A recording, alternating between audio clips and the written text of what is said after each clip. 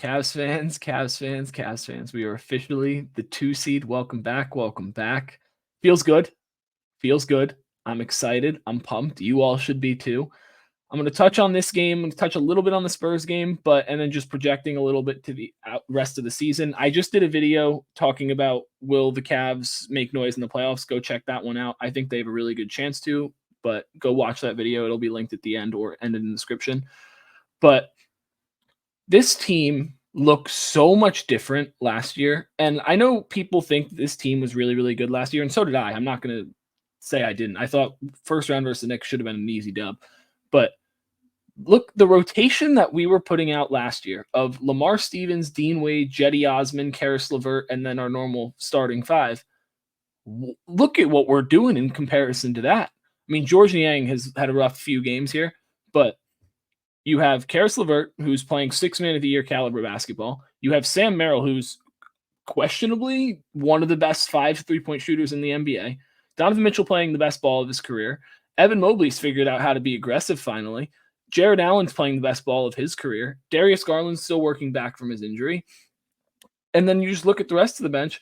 We have Isaac Okoro, who looks like a legitimate 3-and-D player this year. Legitimate 3-and-D. Unbelievable season so far. Unbelievable game today. Then Dean Wade has honestly been good. I'm not a big Dean Wade guy, but he's looked good. He's looked good. But I mean, this team is the 2 seed now, 32-16. I just saw a post the other day. I don't know if some Cavs fan page posted it. We were 13-12 on December 15th. We are 32-16 now.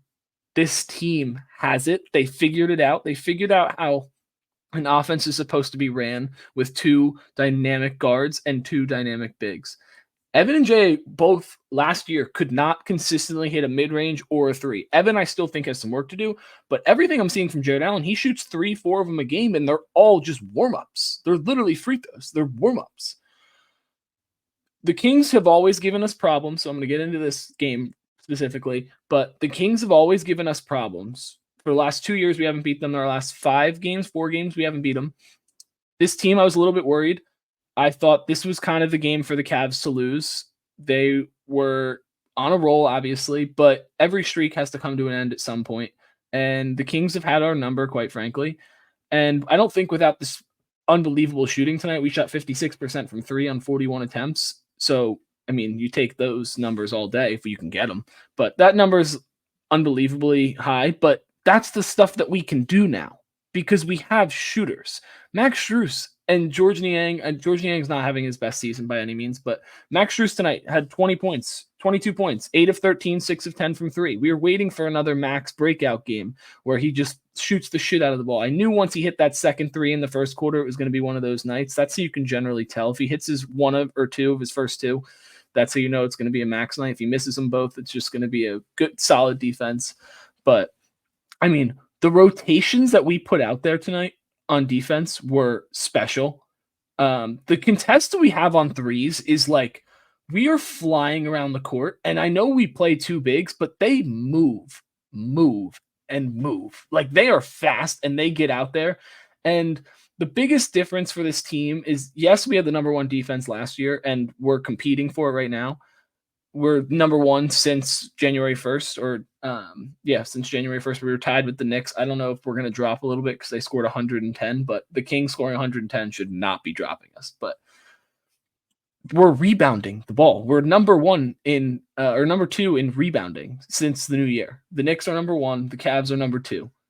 Whoa, slow down, gang. If you're liking this content here, I really appreciate it if you'd like, comment, and subscribe. It's free. It takes 0 seconds. I make sure to like, comment, and subscribe to all the creators I like watching because I know it makes a huge difference for them, just like it makes for us. Stick with us. TOT Faithful, we love you guys. Please like, comment, subscribe, and check out more videos. This team has a little bit of everything, and they're doing all of the little things right, and their defensive philosophy has totally changed. They're letting guys guard one-on-one with late rotation help, opposed to forcing everyone to a spot and letting Evan and Jarrett come over and contest. And we saw that a ton tonight. The Kings made a ton of threes, contested threes. They were not good looks, but they were hitting them. So credit to the Kings. The Cavs were getting wide open looks on offense, and the Kings couldn't figure out how to get around the Cavs defense for the most part. I mean, I know they scored 110, but the rotations, we're running guys off the line like insanely well. Like Keegan Murray, 10 points in the first quarter, nothing. The rest of the game, nothing. Then Harrison Barnes had a hot shooting night. Credit to him. I'm surprised he's still even in the league, but he's had a really good few game stretch here. But this team has just got me hype.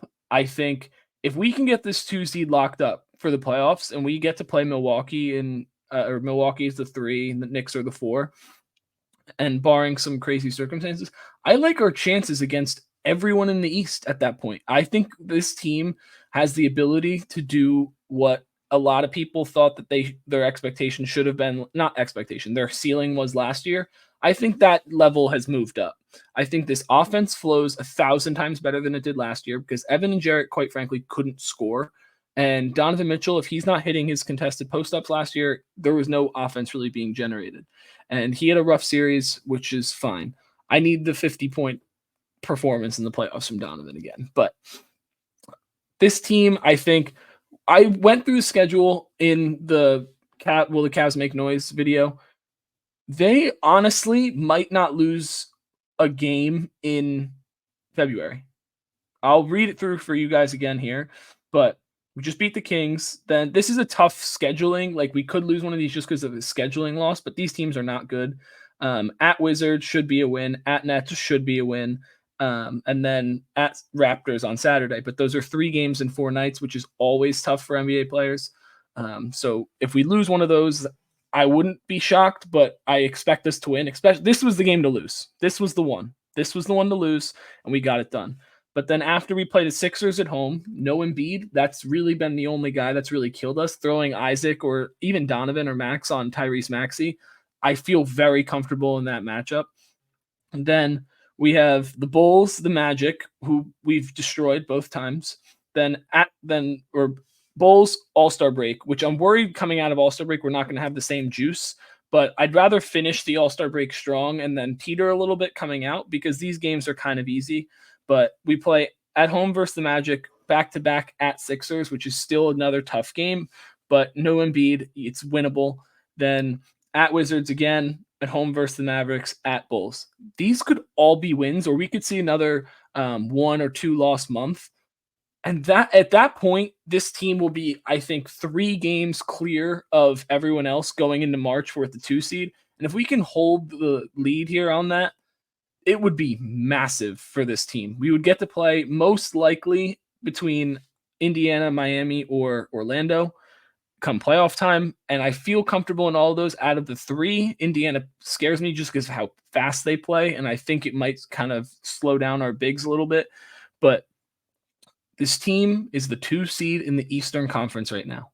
They are the 2 seed. That is huge. Not having to see a Philly, a New York, a Boston, a Milwaukee in round 1 is huge.